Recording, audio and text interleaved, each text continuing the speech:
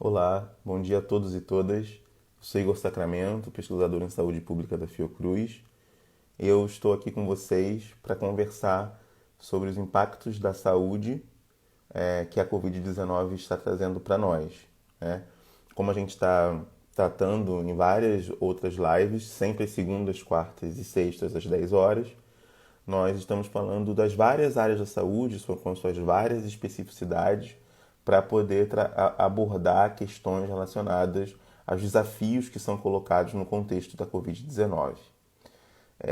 Nós vamos conversar hoje mais uma vez com o médico Felipe Valsec para ele explicar para a gente o que nós sabemos sobre o Covid-19 na sua intimidade. Então a gente vai conversar com o Felipe hoje. Para quem não lembra ou não esteve aqui, está no canal no YouTube já disponível e também no IGTV a conversa que a gente teve na semana passada, na segunda-feira da semana passada, em que a gente discutiu um pouco sobre a origem do vírus, né? Como que o vírus surge na história da humanidade, qual a sua importância do vírus. E a gente vai tratar hoje especificamente do que nós sabemos no campo da pesquisa científica, o que nós sabemos sobre o novo coronavírus. Tá bom? Vou convidar aqui o Felipe para entrar na nossa conversa.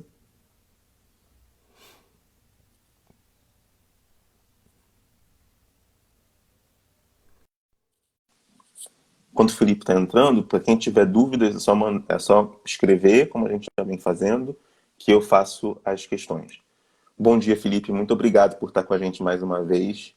Bom dia. Se você quiser, eu acabei falando muito rapidamente da nossa conversa na semana passada, né, sobre a origem do vírus. Se você quiser falar um pouco, né, para quem não estava aqui semana passada, ou se você quiser, enfim.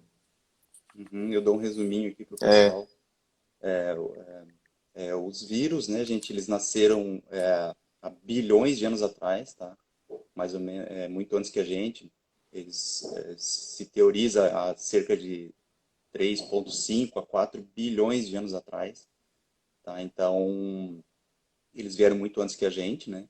Eles têm um papel também está em teoria se estudando ainda, mas como mutações genéticas que podem também ajudar a gente, né? Como eu falei do caso da placenta, né? Uma mutação genética que provavelmente deu estrutura melhor para a placenta, inclusive nos mamíferos, né? E também como uma espécie reguladora de outras espécies, né? Então ele pode dizimar outras espécies para que haja um controle da natureza, né? Então, isso acontece com as bactérias, com os mamíferos, né? Com os répteis, com os peixes. Então, ele tem esse mecanismo aí também de regular o que a natureza acha que está demais, né? Talvez isso esteja acontecendo com os humanos também, né? Então, essa é uma outra teoria que também está sendo estudada, né? Então, mais ou menos são os dois mecanismos que os vírus utilizam, né? Toda essa proximidade social que trouxe a Revolução Industrial, né? Como eu falei, as revoluções agrícolas, até mais há tempos atrás, né? Com o Homo sapiens se fixando na Terra sem ser mais um caçador-coletor, né? Isso trouxe uma densidade humana maior em várias regiões que faça com que o vírus se transmita mais. Então, essa nossa forma sedentária de ser, né, que nem eu falei na semana passada, é que trouxe essa pro vírus uma grande potencial de exploração. Então, ele se dissemina muito mais rápido, né, nessas comunidades quando a gente se fixou. Então, basicamente, né, essa importância do vírus e tudo que aconteceu durante a evolução das espécies desde a origem do planeta. Mas Mas o que nós pode sabemos. continuar. Não, quer continuar? Desculpa. Não, não, não. Tranquilo. Mas o que nós sabemos sobre o novo coronavírus É, hoje, assim? o coronavírus é basicamente de uma família grande, tá, gente? Ele foi descoberto lá na década de 60, né? Assim, descoberto cientificamente, né? E a partir daí ele foi catalogado, né? Na década de 60.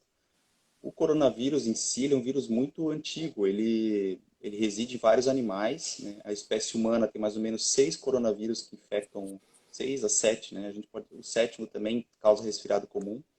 Então, mas basicamente, vamos botar 7 subtipos do coronavírus que infectam humanos.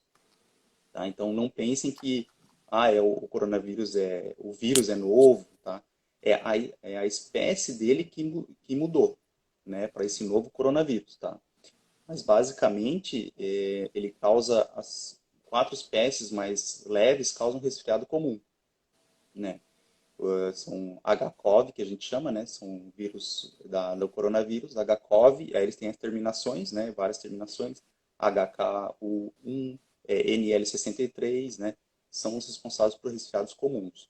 Agora, existem três coronavírus que causam doenças mais graves, que são as síndromes respiratórias, tá? Então, o nosso, né? O SARS-CoV-2, que é o Covid-19.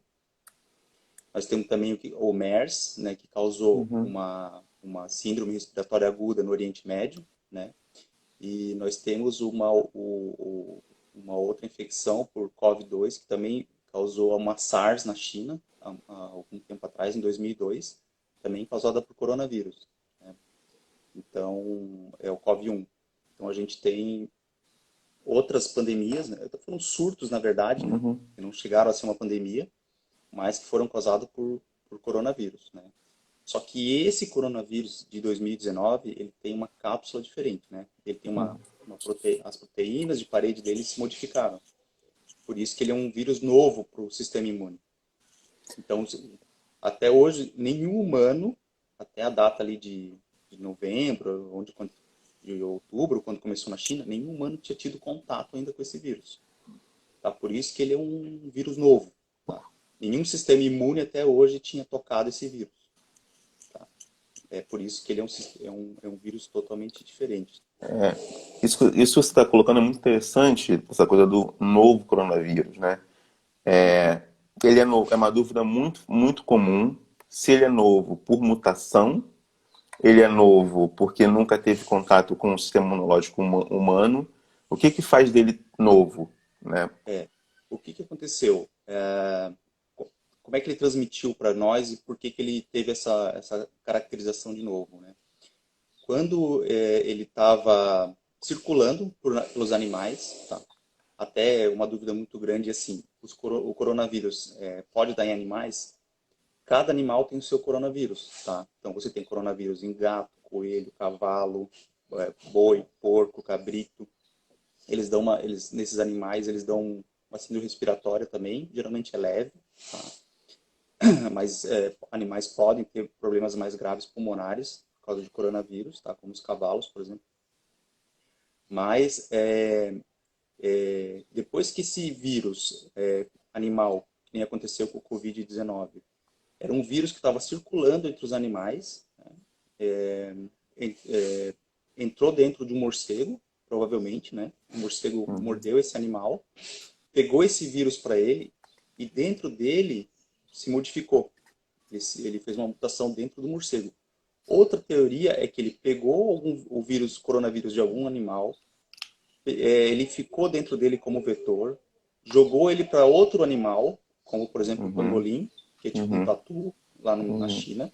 E dentro do pangolim houve uma mutação e o homem comeu o pangolim, Uhum. né? Que é uma iguaria na China, né? Então, mas ele é de replicação por zoonose, ou seja, ele sofreu uma mutação quando ele estava sendo transmitido entre um animal e outro. Ele foi mutando, mutando e chegou no ser humano assim, né? Com essas diferenças de proteína, né? Os coronavírus são todos primos, né? Eles são de uma família Coronaviridae, né? Que é uma família extremamente grande. Só que qualquer mutaçãozinha na parede, você pode mudar como o sistema reconhece esse vírus. Então ele pode ser totalmente novo para você, né? Mesmo que ele já tenha uma espécie parecida, se você muda a característica da parede dele, por exemplo, da estrutura proteica dele, seu sistema imunológico vai reconhecer diferente. Bom, a origem do Covid-19 é essa, né? É uma zoonose que a gente chama, né? Ele provavelmente entrou no morcego e Entendi. daí fez a mutação. Tem muita especulação em relação ao coronavírus. É bom que você está esclarecendo isso, que a gente pode tirar dúvidas de especulações que estão sendo feitas de maneira mais geral. Em relação, é um vírus criado no laboratório, né? Que faz, isso tem circulado muito, né? Você pode falar um pouco que tem algumas pesquisas, né? Especialmente com relação com a cepa, né? Do vírus, mostrando que ele não teria essa origem laboratorial. Você pode explicar Isso. por que que não? Por que ele É, tem uma origem... isso, essa coisa que o Trump está falando, né, que a China pode ter desenvolvido em laboratório. O que acontece é que a gente sabe a origem genética do vírus, estudada em humanos, quase estudada nos animais que provavelmente foram o vetor deles. Então, através da análise genética do vírus, a gente consegue ter 99% de certeza de que ele veio por zoonose. Tá? Então, a genética nos dá essa confirmação bem robusta, né? Tanto que o setor de inteligência americano corrobora com essa afirmação, né? Então, ele, se ele saiu de um laboratório na China, se isso ocorresse, poderia ter ocorrido, mas a origem do vírus, ela foi por zoonose. Se chegou no laboratório e saiu, aí é um outro problema, né? Uhum, Mas que ele veio por transmissão do zoonose, até confirmado pelo sistema de inteligência americano, a certeza de quase 99%. Agora, se de lá de dentro houve uma falha de segurança, é uma outra questão, né? Mas que ele veio por transmissão zoonótica, isso está cada vez mais certo. Tá? Então, é pura análise genética mesmo, tá? Não é por teoria uhum, ou tá? Que é matemática, né? É sim, estatística. Então, sim. a chance de erro cai consideravelmente. É.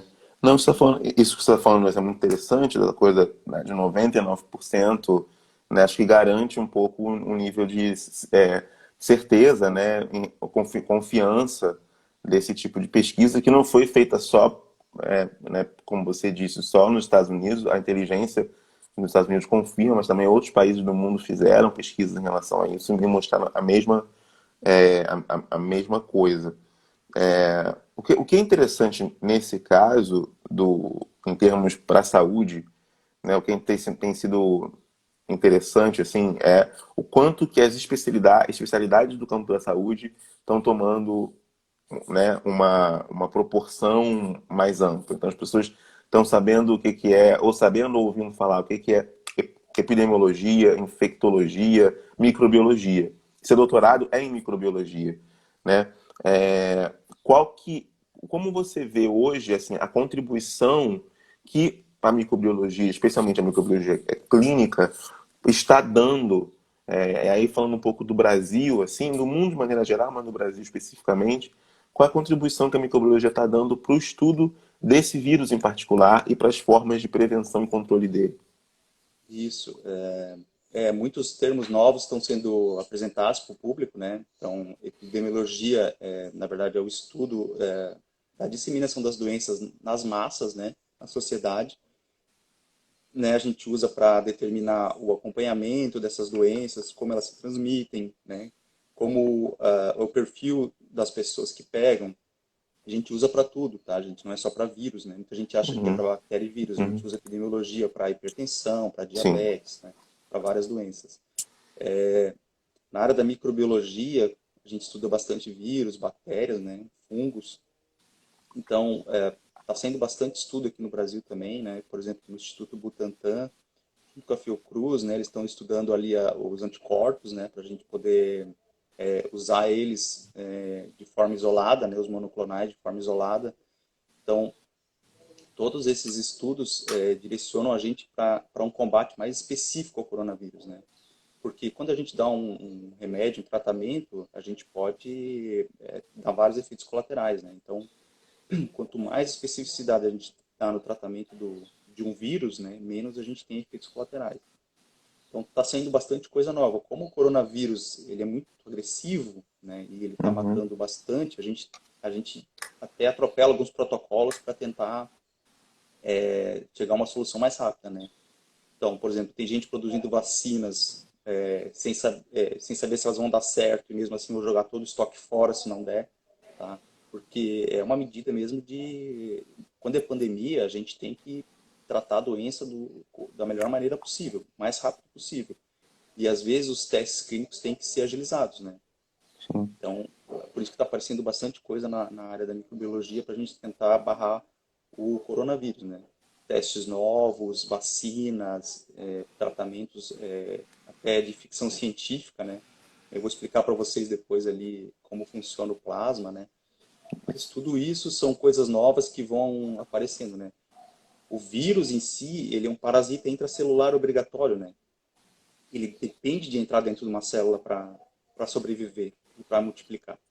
Então, sem uma célula, ele não consegue ir para frente, né? Ele morre no meio ambiente. Então, isso é uma outra particularidade do vírus, né? Que o pessoal me Uhum. pergunta muito. Quanto tempo ele fica em cima das coisas, né? Quanto tempo ele fica disponível e atacando, né? Então, para vocês terem uma ideia, nos últimos estudos, o Covid ativo consegue ficar em suspensão no ar por até 3 horas, mais ou menos. 2 a 3 horas. Tá? Então, por isso que eu falei da questão do elevador, né? Se alguém dá um espirro dentro de um elevador, ele abre e fecha a circulação de área pequena, o vírus pode ficar em suspensão ali por um bom tempo. Tá? Então, tomar cuidado com esses locais fechados. Por isso que esse distanciamento é importante, de 1,5 m, 2 metros, né? Porque o vírus ele pode ficar em suspensão por algum tempo, né? E ativo. Em superfícies plásticas, metal, ele pode ficar até por dias, né? É. 3, 4 dias, tá? Tem estudos que revelam que ele pode ficar até 9 dias detectável. Tá? Então, em superfícies lisas, como, por exemplo, o alumínio. Então, assim, em média, a gente tem que pensar que plástico, papel, pode ficar aí uns 2, 3 dias. Por isso, a limpeza de superfícies é tão importante, né? A desinfecção da superfície. Porque foram detectados coronavírus em cima delas. Tá? Só para o pessoal ter uma ideia da amplitude desse Tudo, vírus, né? é. Tá? E isso que você está falando, o Jorge fez uma pergunta, eu já vou fazer, só vou complementar aqui, reforçar uma coisa que você falou importante, quer dizer, como que esse vírus é diferente de outros, né? Em geral, os vírus não sobrevivem tanto tempo assim, né, fora de um organismo. E esse, particularmente, sobrevive mais. Né? Então, isso gera maior tensão e apreensão, ou pelo menos deveria gerar maior apreensão, né, na sua capacidade de transmissão. E o Jorge aqui está contando uma coisa que eu não li, não sei se você viu, Felipe. Isso é uma matéria hoje dizendo que uma pesquisa na China comprovou a transmissão em ambiente fechado, como por exemplo por ar-condicionado. Você chegou Isso. a ver isso?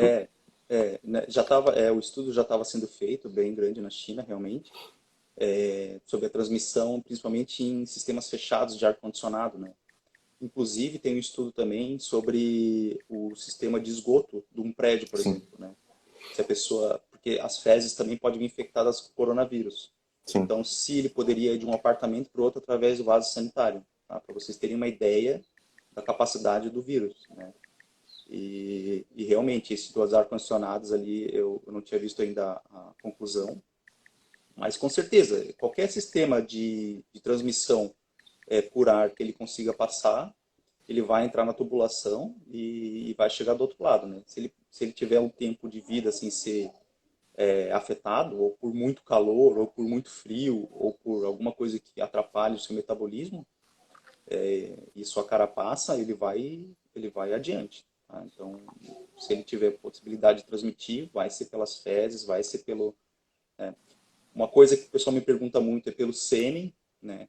Uhum. O coronavírus, a princípio, não encontraram ele ativo no sêmen humano, né? Até os últimos estudos, ainda tá em fase de estudos, tá? Foi só uma preliminar, né? Porque não é fácil coletar sêmen com paciente grave, então vocês Sim, imaginem, né? sim. Então tudo isso ainda está sendo estudado, mas ainda não se fala em transmissão sexual do coronavírus, tá? Até por isso, porque não foi encontrado. No suor também não encontraram carga de coronavírus infectante, tá? Então, a princípio, o suor também ainda não está transmitindo. Pode ser que mude ainda, eles ainda estão em fase de teste, ainda estão coletando amostras, mas a princípio também não, tá? Que é uma outra transmissão que o pessoal me pergunta muito, né? Então, as mucosas realmente que ele entra, né, são as do nariz, da boca e do olho, tá? O pessoal esquece muito do olho, mas a mucosa do olho, ela pode ela pode entrar pela mucosa do olho e pelo canal lacrimal, descer e fazer o mesmo estrago. Então, uma Sim, conjuntivite pode ser um sinal de coronavírus. sim, Tá? Só prestar atenção nisso. sim. Tem só um reforço que, que acho que é importante nessa coisa quer dizer, embora não haja uma comprovação de ser possivelmente também ser uma IST, né, uma infecção que pode se transmitir nas relações sexuais, é importante ressaltar, como você está colocando, né, que as relações sexuais elas oferecem riscos, ainda mais se for com pessoas que não estão no mesmo distanciamento, na mesma quarentena, novos parceiros ou parceiras. Acho que isso é importante, você falou da manutenção do distanciamento. Não é o momento para esse É, tipo de, né, se quiser complementar, pode, por favor. claro, toda relação sexual vai ter o seu contato físico, né? Então, só Uhum. pelo contato de mucosas você já tem a transmissão. Tá? Então, por isso que a quarentena vai ser meio sexual também, né? O pessoal Sim, sim, vai ter que segurar sim, porque, né, a fa- só você ficar uma proximidade aí de 1 metro, em conversas normais, você já pode ter o vírus, transmitir. imagina numa atividade sexual, né? Sim, Então, sim, independente, né, do sêmen estar infectado ou não, só o contato sexual já, por exatamente. si só, já seria transmissor, tá? Com Exatamente. certeza. Exatamente. Uhum. Tanto que se recomenda, por exemplo, no caso de você receber alguma coisa em casa, usar máscara, né? Então, essa Exato. recomendação é um bom exemplo. Quer dizer, você recebe a coisa em casa, num certo distanciamento. É bom que você use máscara para poder receber a pessoa, né? Enfim. Isso. E que os entregadores também. Então, isso já demonstra o quanto que o contato ele é Sim, sim. potencialmente, né? Tem Uhum. uma dúvida do Alexandre, está perguntando aqui, já que o coronavírus está em constante mutação, como produzir uma vacina eficaz que sirva para nos proteger de várias versões do vírus? Essa é uma dúvida muito comum também, É, Renato. vamos falar assim, ó. O vírus em si, ele, por enquanto, cada coronavírus é um só, né? Cada subtipo dele é um só e a maioria sofre poucas mutações, né? Por exemplo, o coronavírus do cavalo não passou para o ser humano, né? Então, muita gente me pergunta, por exemplo, o ser humano pode passar o coronavírus para o seu cachorrinho, para o seu gato? Teve estudos em Hong Kong, né, muito grande sobre isso, tá? Depois eu vou até passar um site de uma organização veterinária que só estuda o coronavírus em animais, principalmente pet, tá? Então, coelho, cachorro, gato, ah, esses roedores menores que ficam junto com a pessoa. O que acontece é que eles encontraram o coronavírus que o ser humano, ao tocar o bicho, depositou coronavírus nele e ele tinha rastros de coronavírus na sua mucosa e no seu pelo por causa do ser humano que estava infectado. Não necessariamente o cachorro ficou doente, não, e nem, mas ele pode transmitir para outra pessoa que toque no cachorro de novo, tá? Uhum. Porque o que acontece? Ele é uma superfície normal, como se fosse um laptop, por exemplo, né? Se você tocar um laptop com coronavírus, quando você entrega para outra pessoa, você pode infectar Perfeito, por contato. O perfeito. cachorro e o gato é a mesma coisa. Você deposita o coronavírus no cachorro e no gato, ele provavelmente não vai se infectar porque ele é outro coronavírus, não é dele. E aí ele vai transmitir para outra pessoa que pegar aquele animalzinho, né? Então, essa é uma pergunta que muita gente faz. Até hoje, tá? Até hoje, assim, não teve nenhuma comprovação de que um gato, um cachorro ficou doente pelo coronavírus humano e nem que a vice-versa acontecesse, né? Um ser humano ficou por causa do seu pet que tinha coronavírus, né? Então, não tem nada confirmado ainda, tá, gente? E ainda está em estudo para ver se isso poderia ocorrer algum dia, mas até agora nada. Hong Kong é líder nessa pesquisa, a Uhum. gente está a gente tá acompanhando também. Tem uma coisa que você falou que é importante, talvez, para reforçar, é que o coronavírus você tem vários subtipos, né, de coronavírus. Você já falou no comecinho, na verdade, o que se vai produzir, portanto, é uma vacina para um subtipo específico que tem Isso, atingido isso. os seres humanos. Essa mutação que ele sofreu foi lá dentro dos animais. Agora ele se chama Covid-19, né, o Sabe? SARS-CoV-2, tá? Então, é esse vírus. E esse vírus, vamos ver se ele sofre mutação ao longo do tempo. Se ele ficar estável, sem mutar, ou com mutações muito leves, pode ser produzida uma vacina para ele que seja permanente. Você vacina uma Uhum. vez e acabou. Agora, se ele for que nem o vírus da gripe, que muta todo ano, aí ele vai entrar no calendário vacinal, todo ano você vai visitar contra o Covid-19, tá? Aí você vai, Covid-19, cepa tal, Covid-19, cepa tal, Covid, entendeu? Então, é o mesmo vírus com mutações em suas paredes que a gente vai ter que revacinar porque o sistema imune não reconhece. Continua sendo, assim, um subtipo de vírus, né? Se ele sofrer uma mutação exagerada, né, ele pode se tornar um outro vírus. Tá? Mas todos esses vírus do coronavírus são vírus com a mesma linhagem, tá? E podem sofrer mutações pequenas, mas continuam sendo chamados pelo mesmo nome. Né? Uma vez que eu veja que o vírus mutou totalmente, como aconteceu com o Covid-19, aí a gente chama de Covid-19 novo coronavírus, tá? Porque ele é Uhum. novo. Então, mas ele pode se manter constante, sem mutação, e a gente pode ter uma vacina só. Tá? Isso vai depender dessa constância dele, né? Se ele não mutar. Muita gente me pergunta também do morcego, né? Por que que o morcego não fica doente se ele é transmissor de tantos vírus, tá? Como o ebola, por exemplo. Uhum. O morcego ele tem uma proteína chamada EP2, tá? Que é EP3 também, ela também funciona, que é uma proteína que protege ele contra infecções. Estão até tentando isolar essa proteína, tem vários estudos atrás dela. Tá? Mas o vírus também ele tem essa inteligência comunitária de não matar o seu vetor, né? Assim como o pessoal me pergunta também de outros vírus por mosquito, né? Então, o que acontece é que eles entram nesses animais vetores, tentam não transmitir nada para ele, tentam não ativar o sistema imune do vetor para ele poder se disseminar mais rápido, né? Então, vários animais é assim. Uma vez, se ele matasse o seu vetor muito rápido, né, ou se ele infectasse o seu vetor, ele não conseguia ser transmitido para tantas espécies diferentes, né? Então, uma estratégia que o vírus usa é tentar não infectar algum transmissor de alto potencial, né? Como, por exemplo, os animais que voam, né? Os animais que voam, eles têm uma versatilidade muito grande, né, de transmissão. Uhum. Tá? Então, eles conseguem estar em vários lugares, os menores espaços eles conseguem entrar. Então, eles têm esse mecanismo de transmissão que é muito bom, né? Então, por isso que eles não infectam o seu vetor, né? Então, ele fica lá dentro do sistema sanguíneo ou então até do sistema digestivo do vetor. Quando ele morde um bicho, por exemplo, um boi, uma vaca, ele transmite esse vírus através da saliva, né, ou então da própria mordida, e ali o vírus entra no animal que vai ser o intermediário, né? Por exemplo, uma teoria seria o tatu, né? Uhum. Então, algum morcego mordeu o tatu, o pangolim, né, que a gente chama.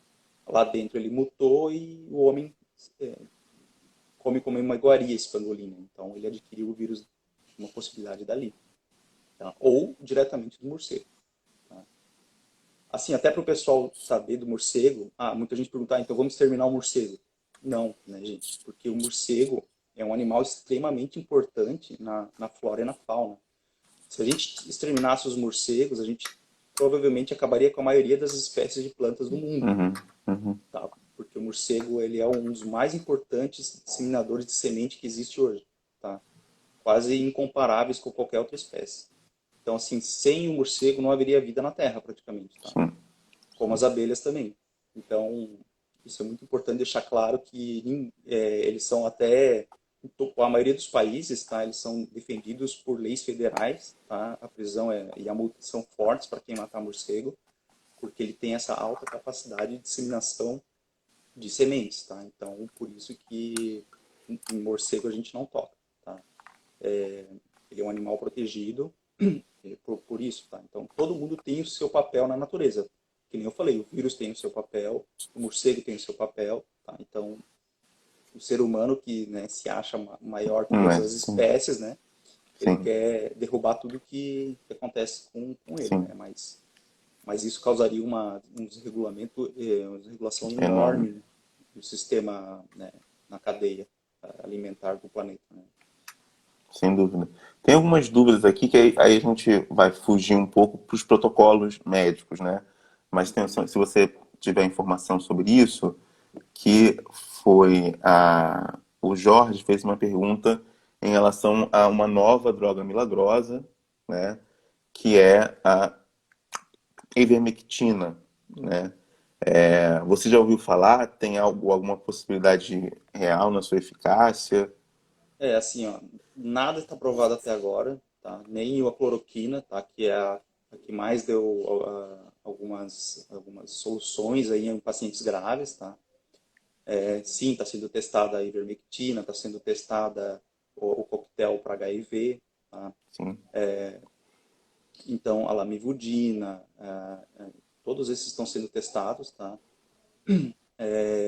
Os que mais dão resultado até hoje foi, assim, em pacientes graves, foi a cloroquina e os imunossupressores para HIV, tá? sim.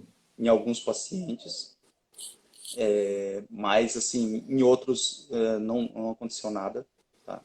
Então, assim, não existe nenhuma droga hoje, tá? Eu posso dizer com certeza para vocês que vá ser a cura do coronavírus nesse momento agora, tá?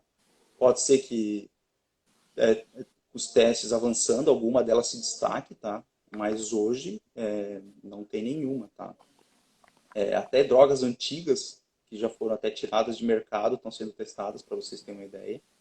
E realmente nenhuma até agora eu posso dizer assim, essa é a cura. Ela está sendo, assim, tem uma sensibilidade enorme, uma especificidade muito boa para o coronavírus, tá? Não, até agora não apareceu nada assim que seja, mas todas essas que estão sendo perguntadas estão sendo testadas sim, tá? Mas nenhuma apresentou um resultado assim que eu possa dizer, essa aí vai ser o, o fim do coronavírus, não, tá? Ainda não tem É, nada. é interessante o que você falou, porque isso, quer dizer, a gente percebe muito uma ansiedade na população, né, por uma cura milagrosa, uma resposta Exato. rápida, mas há também uma ansiedade do ponto de vista de, né, dos profissionais de saúde, de quem atende certamente, dos pesquisadores, etc. Mas uma coisa que a gente vem falando aqui, né, é até com você na última live, o tempo da ciência, por mais que tenha se aprimorado, etc., ele não é o tempo da nossa urgência, né? Uhum. Ele tem, É, ele tem um não outro é, tempo. não é, a gente está muito acelerado com todos esses aplicativos e a internet rápida e vem tudo muito rápido, né? Na saúde é diferente, tá, gente? Até se sair uma vacina, tá? Já tem algumas começando testes clínicos agora lá na China, Sim, tá? Começou semana passada um grande potencial aí de vacina. Na Inglaterra vai vir outro, nos Estados Unidos está vindo outro, na Austrália também. Então, só que assim, até você ter certeza de que ele não causa câncer, que ele não sim. causa doenças secundárias, que não causa tanto efeito colateral como diarreia, vômito, náusea, tá? Pelo menos aí um ano e meio para uma vacina ser. Tá? A gente pode até usar ela, assim, dá efeitos colaterais, mas vale a pena em relação à doença. Pode acontecer essa liberação antes, né? O pessoal vai passar um pouco mal, mas vai proteger. Isso pode acontecer e até o final do ano, né? Mas, assim, pelo menos a gente tem que ter esse tempo de regulação, porque uma vacina pode matar também. Então, por isso toda essa precaução e por isso que não saiu uma vacina ainda, tá? Não é a mesma velocidade de outras áreas, tá? Uma engenharia, informática, né? Medicina tem esses cuidados porque o tiro pode ser pela culatra, né? Muitas vezes. Exatamente. Né? Porque diferente de outras áreas em que essa aceleração ela é até vista como positiva, no caso da saúde não, né? Não Exato. necessariamente, porque pode, né, você está lidando com vidas. Em uma vacina, em geral, é em massa, né? Então, as consequências podem ser muito devastadoras, né? Então, acho que Exatamente. esse cuidado é muito importante. Então, realmente, é uma expectativa muito angustiante para todos, inclusive para os cientistas, mas é necessária pelo cuidado com a vida das pessoas. Uhum. Tem uma É, pergunta aqui que o Jorge fez também, mais uma, falando do uso da heparina como anticoagulante profilático, que segundo ele, na Itália estão começando a usar. Você tem visto também isso aqui no Brasil? é, tem uma fase na doença que ela começa a degradar células do sangue, né? E por isso pode causar trombose, pode causar o próprio sistema inflamatório pode causar um acúmulo de células durante a guerra com o vírus, né? Que vão obstruindo algumas artérias, né? E podem dar insuficiência renal, insuficiência hepática, né? Insuficiência cardíaca. Então, aí tinha essa informação de se usar um anticoagulante para poder evitar que isso acontecesse. Isso a gente faz em pacientes internados graves. Tá? Então a gente pode dar o anticoagulante para a pessoa quando ela está internada, né? Até numa fase moderada para grave, para que os resíduos dessa batalha não obstruam algumas áreas, né? Então, para isso que a gente usaria, tá? Mas não é para você usar na população geral, de jeito nenhum. Sim, Até porque anticoagulação em pacientes sem nenhuma comprovação clínica, a gente pode começar a sangramentos aleatórios nas pessoas, sim, né? Então, e aumentar o risco de hemorragia, né? Então, a gente só em pacientes que estão hospitalizados em controle. Eu estou vendo muita fake news, inclusive, saindo sobre vários tratamentos, profilaxia. Se o Ministério da Saúde não determinou isso para a população, é fake news. Tá? Pode ter certeza. Tá? Porque senão vai causar mais mal que bem. Né? Então, por isso que tenham cuidado com o que vocês recebem na mídia, tá? Porque perguntem para o médico de vocês, tá? Perguntem para alguém da saúde que vocês conhecem, porque tem muita coisa aí que tá sendo mal vinculada, com certeza. sem dúvida, sem dúvida. E hoje a maior forma de profilaxia que nós temos, profilaxia prevenção, digamos assim, é o distanciamento social, né, e as recomendações de higiene, né, com álcool Isso. gel, sabão, né, colocar, por É, exemplo, tirar o tapete do apartamento, da porta do apartamento, né, quer dizer, é, são essas é, medidas que a gente tem. Pode falar. não, as pessoas querem uma coisa rápida, É, elas estão buscando alguma resposta, elas querem algum tratamento, por exemplo, assim, eu já vi uma história muito que está circulando muito, que é fazer gargarejo com água e sal para que o vírus é, não entre na garganta, sabe? Isso tudo é fake news, tá, gente? Não tem nada comprovado. Os caras até falam assim, eu tenho um estudo da Nature que fala isso, tá? Eu li o estudo da Nature sobre isso, inclusive, tá? Não fala nada disso. também Então, nada assim, disso. é, eu, eu fui atrás de alguns estudos que eles direcionavam, dizendo que faria bem, tá? Quando o vírus é aspirado, ele pode ficar um tempo na garganta, mas ele rapidamente desce para o sistema inferior do pulmão, tá? Então, assim, ele entra dentro da célula, ele é um parasita intracelular, ele precisa entrar na célula, O tá? mais Então, rápido assim, possível. não acredite nessas coisas, tá, gente? Porque perguntem para alguém da saúde que vocês conheçam, porque sai de tudo que vocês puderem imaginar, tá? Eu tenho gargarejo, eu tenho colocar solução salina no nariz, eu tenho colocar colírio no olho, tá? Nada disso está comprovado, tá, gente? Infelizmente são coisas bem simples mesmo. É o álcool, é lavar a mão, é distanciamento, tá? O uso da máscara, assim, Uhum. se você não lavar a mão, você pode contaminar a máscara. Então, assim, não é qualquer uso da máscara que vai te proteger também, tá? Então, você tem que saber usar máscara, tá? Então, essas formas de contágio, por enquanto, é só esse basicão aí mesmo que existe hoje, que é comprovadamente não impede a cadeia de transmissão do vírus, tá? Fora isso, gente, infelizmente até hoje pouca coisa evoluiu, tá? Porque, meu Deus, o vírus começou agora em outubro, né? Então, Sim. é muito pouco tempo, né, para a gente conseguir, tá? Vocês imaginam o HIV? O HIV, ele é da Ótimo, década de, ótima, ótima tá? O HIV é da comparação. década, isso, ele é da década de 80. Existe cura para o HIV? Não existe, até hoje, tá? Então, assim, alguns vírus a gente pode ser que não consiga encontrar cura. Tá? Não tem vacina para HIV. Né? Então você pegou, você vai ter que tratar, né, pelo resto da vida. Né? Então, alguns vírus realmente a gente ainda não tem o que fazer. Tá? O coronavírus, como é muito novo, né, ele tem aí pouco mais de 6 meses, né, e o HIV acho que fez aniversário aí de 30, 40 anos. Né? Então, para vocês terem uma ideia não é bem assim que funciona, né? É complicado, né? né? Mas tem Essa, que ter compa paciência. essa comparação que você fez com o HIV, acho que ela é muito importante para as pessoas dimensionarem, às vezes, um pouco da gravidade de certos vírus, né?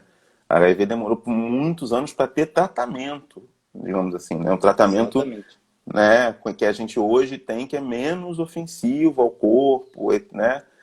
Demorou muitos, pelo menos 3 décadas, para ter um tratamento que a gente considere menos ofensivo ao corpo. Você tinha outros que eram muito ofensivos, né?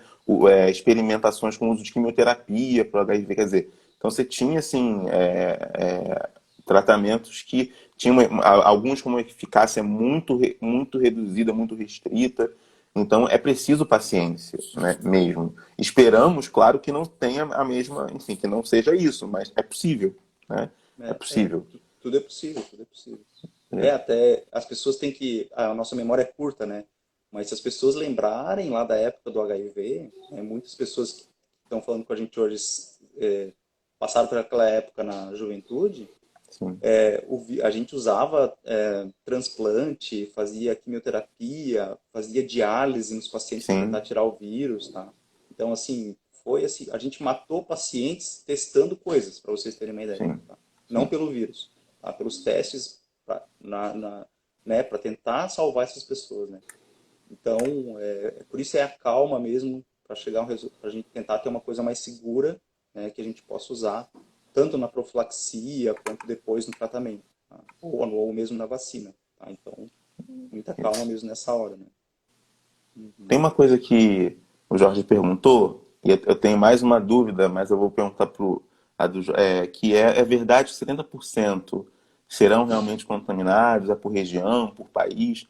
Eu acho que ele está se referindo à questão da imunidade de rebanho, alguma coisa, o efeito rebanho.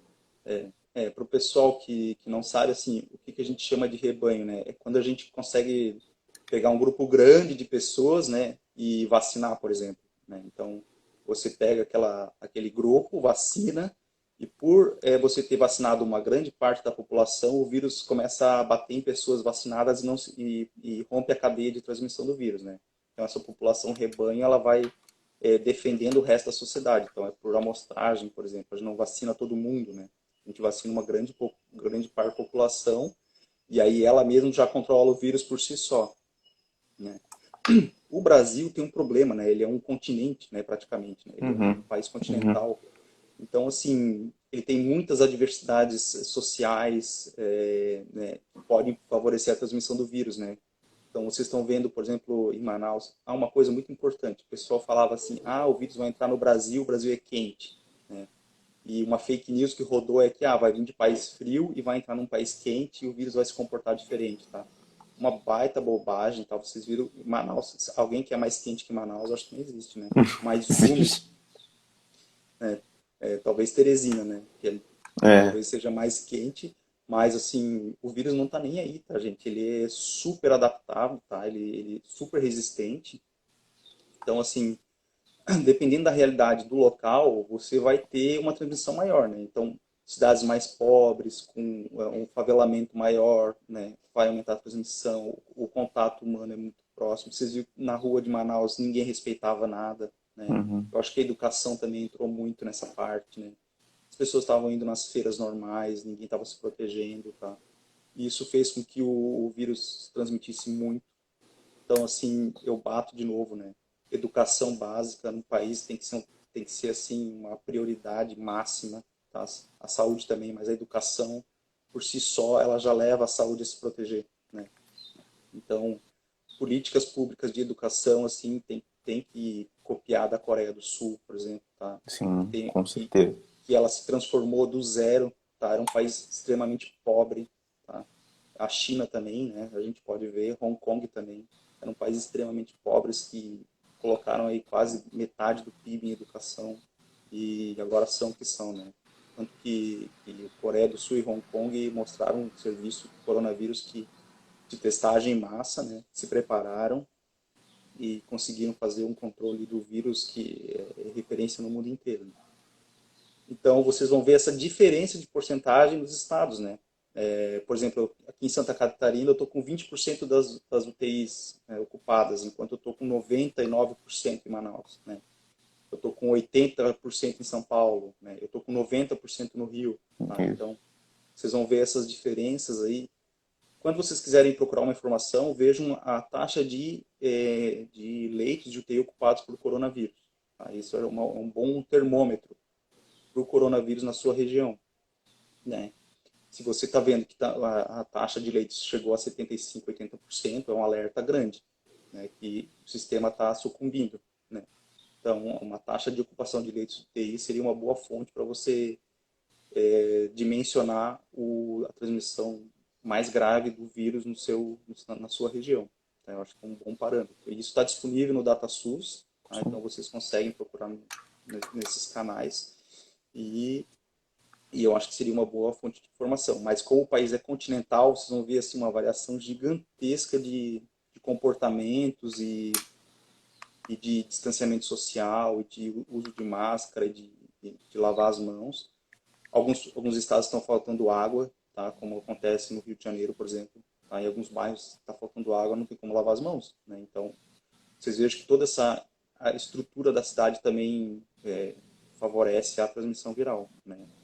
Então, quanto mais pobre a população, quanto menos informação ela tiver, quanto menos educação ela tiver, você vai ver mais transmissão do vírus, tá? Isso acontece na África, vocês podem perceber, tá? Então, na Ásia, na África, isso tá? por uma falta de educação mesmo. Não, isso que o Felipe está destacando é muito importante, né, das questões das desigualdades sociais em saúde, o quanto que isso também desprotege as populações e acaba há uma outra forma de reprodução e disseminação que são também, né, de condutas, de práticas, de hábitos, né, que a educação em saúde ela é fundamental e também estruturas sociais que impedem, falta de saneamento, falta de moradia de qualidade, o favelamento, quer dizer, isso tudo é preciso que as pessoas às vezes pensem que a solução imediata não é só a vacina, existiam outras soluções que era uma estrutura social, né, mais fortalecida que permitiria que essas pessoas, que a gente passasse por isso de outra maneira, né? Muitos falam, mas a Alemanha, e não sei o que quer dizer. Comparar a Alemanha com o Brasil é muito desfavorável para nós, né? Em Exato. termos, não é uma comparação que não é improcedente, É né? complicado. Né, o nível de educação, o nível de estrutura social e etc., né, que existe, permitir o compromisso da população com as medidas né, de quarentena, de isolamento, etc. Muito diferente do nosso, né, a maneira da adesão. Tem mais uma pergunta, a gente está quase indo para o final, a reta final, quem tiver perguntas, faça. Antes de fazer a pergunta, não, vou fazer, Antônio fez uma pergunta,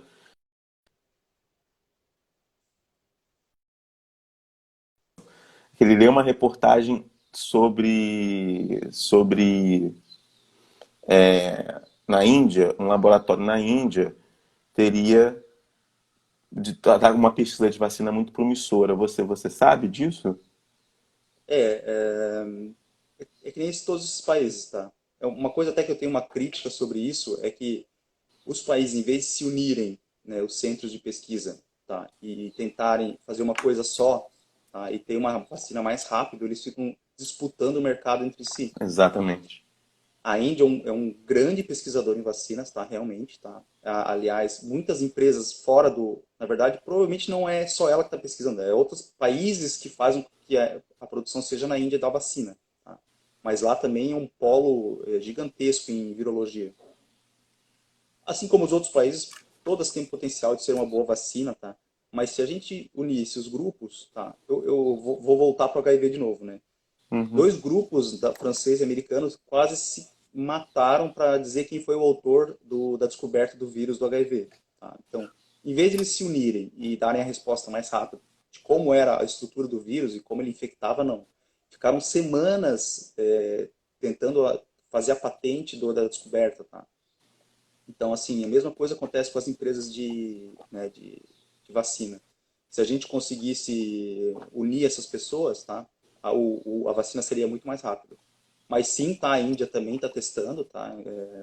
Todos os países que eu falei, tá? Que São Paulo, China, Índia, Austrália, um grande polo de vacina, Estados Unidos, Canadá, tá? Então, vai vir de algum lugar desses, tá? Mas a crítica que eu faço é a falta de união desses grupos, né? Sim, Então, você vê que o dinheiro fala mais alto também, né? sim, com Mas, certeza. é, Com uma certeza. outra coisa, assim, que eu vou até falar que o pessoal me pergunta muito é da hipertensão, tá? Por que que esses grupos de risco entraram no Covid, tá? A diabetes, ela dificulta a imunidade da pessoa, né? Todos os processos bioquímicos são modificados, né? Então você vai perdendo várias estruturas básicas para você ter uma imunidade boa, né? Então a diabetes mal controlada principalmente pode trazer um defeito imune, né? A idade por si só já diminui bastante o número de anticorpos, tá? Então, por isso o grupo mais velho tem mais dificuldade de combater doenças, tá?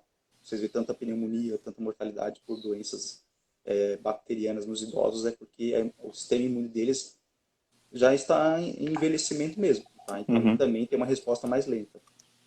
A pressão alta, o que acontece com a pressão alta? Algumas drogas, né, usam o mesmo canal que o vírus usa para entrar dentro da célula, tá? Então, o Covid-19 ele usa uma proteína de entrada chamada AC2, que é a mesma proteína que os medicamentos antihipertensivos usam. Então, por ali entra o remédio da pressão e o vírus entra atrás. Tá? Ele pode usar a mesma via de transmissão. Tá? Então, por isso que o hipertenso entra no grupo de risco, porque eles não sabem ainda quais são todas as drogas que pode usar esse caminho. Tá? Então, o vírus se utiliza também dessas drogas para. E uma coisa importante, ninguém vai parar de tomar remédio para pressão. Tá? Então, só porque pode haver o mesmo caminho. Tá? Não se justifica. Tá? Mas essas doenças crônicas, elas acontecem por isso. Tá? Por isso que elas são os grupos de risco. Tá? Porque a imunidade está prejudicada nessas situações. Tá? Teve uma outra dúvida aqui, acho que do Paulo, se eu não me engano, que está mudando um pouco de assunto. Se você quiser responder, o Brasil está conseguindo achatar a curva de contágio? Então, aí você vai ter que ver por estado. Né? É, Mas, não, nós estamos aumentando o número de infectados e de mortos. Tá? sim. A gente não chegamos no pico ainda. Tá? Há uma previsão de estudos chineses aí para vários países que a gente chegaria no pico em junho. Tá? Eu posso dizer que provavelmente vai ser por aí. Tá? Então, o pessoal achou que era agora em abril. Eu acho que vai passar maio, junho, tá? Tranquilamente. Né? E Totalmente. talvez a gente vai começar a ter uma regulação aí de sair da curva com 90% lá para setembro, outubro, tá? Para É, vocês terem uma ideia, certeza. tá? Certeza. Tem estudos aí que estão dizendo que o coronavírus ainda vai circular no mundo inteiro, claro, bem mais brando, por 2 anos. Tá? Então, para vocês terem uma ideia, claro, todo mundo que já pegou ou se for vacinado, né, ele ainda vai continuar no mundo circulando de maneira mais branda, né? Mas como a influenza, né? Como o vírus da gripe, tá? Ainda fazendo alguns casos até de óbito, tá? Mas vai ser bem mas ainda pode se estender por 2 anos, vejam vocês, né? Mas o pico nosso no Brasil, a gente já está jogando para frente, para junho, julho, tá? Para vocês terem uma ideia. Então não vai ser por Verdade. agora não, tá, gente? É. Acho que você respondeu muito bem. Alguns secretários estaduais de saúde têm falado em lockdown total para tentar, Isso. por conta da. No Rio de Janeiro tem se falado disso, né? A recomendação do gabinete de crise do estado do Rio de Janeiro é lockdown total por conta do relaxamento voluntário, digamos assim, populacional das. Então eu tenho visto cada vez mais, visto por imagem, né? Pessoas na praia, pessoas, né, indo fazer corrida, caminhada, etc. Então isso tem aumentado e tensionado muito mais o sistema de saúde. você vê que uma taxa que a gente tem que usar de parâmetro para ficar em quarentena domiciliar numa cidade é acima de 60%, seria o ideal. É, 70% é a meta que a gente sempre quer, né? E a maioria das cidades está em torno de 50%, 40%, né? Então, se a gente vê que a transmissão começa a subir de novo porque o povo não consegue se comportar, a gente vai ver o que aconteceu em São Luís no Maranhão, tá? A gente sim, vai ver sim, um lockdown total, tá? Então, assim, se as pessoas não se comportarem e quiserem que a economia vá para frente, tá? Se a gente vê que a ignorância humana assim está chegando num nível que continua transmitindo, mesmo assim, vai haver lockdown de novo. A gente não, ninguém vai se arriscar a ter uma taxa de mortalidade, a gente já ultrapassou a da China, né, em número de sim, casos. Então vocês vejam que isso pode acontecer, tá? E a economia vai piorar de novo. sim. E vai piorar bastante. Faltam 5 minutinhos só para a gente terminar e a live se desfazer, porque ela se desfaz. Eu vou tirar a dúvida do Caio, colocou aqui, mas só agradecer que é muito bom ter o Felipe aqui trazendo essas informações tão precisas, né, e com tanta paciência e cuidado para explicar em detalhamento. O Caio está perguntando se a previsão do futuro do Brasil, em curto e médio prazo, longo prazo, é um Brasil com máscaras, né, de população com máscaras, e que se os lugares poderão ser abertos ou fechados, né? Eu acho assim, ó, até umas dúvidas de máscara, tá? Bem rapidinho. Máscaras, de preferência duplas, com um filtro no meio, tá, gente? Máscaras com 3 tecidos, melhor ainda, tá? A proteção é bem maior. Gente, o vírus é do tamanho que nem eu já falei, né? Se você pegar uma pessoa de 1,70 m, ele vai encarar uma célula que tem mais ou menos a distância do Brasil até o Japão, tá? Põe em 7.000 quilômetros de diferença, tá? Isso é o que o vírus olha para a célula e vê. Então ele é minúsculo, ele passa em qualquer cavidade que vocês imaginarem de máscara, tá? Por isso que a tríplice camada é tão importante. Não tem problema, peguem 3 tecidos de algodão, diferentes tecidos, tá? Algodão, TNT e seda, tá? Então vocês Uhum. vão trocando os tecidos que a barreira fica melhor, tá? Isso é importante. Eu acho que o comportamento humano, principalmente de países que têm uma educação ruim, volta a tudo ao normal, tá? Como se nada tivesse acontecido, tá? Diferente de lugares como o Japão, por exemplo. Se vocês forem para o Japão, as pessoas usam máscara na rua, dependente de ter alguma doença ou não, tá? Principalmente os mais velhos, porque eles sabem que o sistema imune deles é menor, tá? Então, eu acho que um comportamento para evitar doenças, até pneumonia em idosos, tá? Era que os idosos usassem máscaras para ir no mercado, ir no cinema, no teatro, em lugares fechados, na igreja, como se, regularmente, né? Só naquele evento, por exemplo, depois pode tirar, né? Quando a pandemia passar, claro, né? Então, assim, eu acho que seria um comportamento bom que evitaria um monte de internações desnecessárias, tá? Principalmente por Sim, infecções de vias aéreas. Então, e eu acho que seria interessante o pessoal continuar se lavando a mão, né? Isso diminui um monte de doença, que eu já falei, né? A diarreia, por exemplo, né? Cairia absurdamente, né? Então, eu acho que se essa cultura permanecesse, né, a gente teria, acho que, um futuro bem melhor para o ser humano, né? E se as equipes se unissem para as pesquisas também seria uma outra coisa que teria um dimensionamento gigantesco, né? E eu insisto na educação, né? A educação é tudo, não tem nada que substitua ela, né? Isso para a saúde também é importante, né? Então, eu acho que vai bem por esse lado aí. Felipe, mais uma vez, muito obrigado.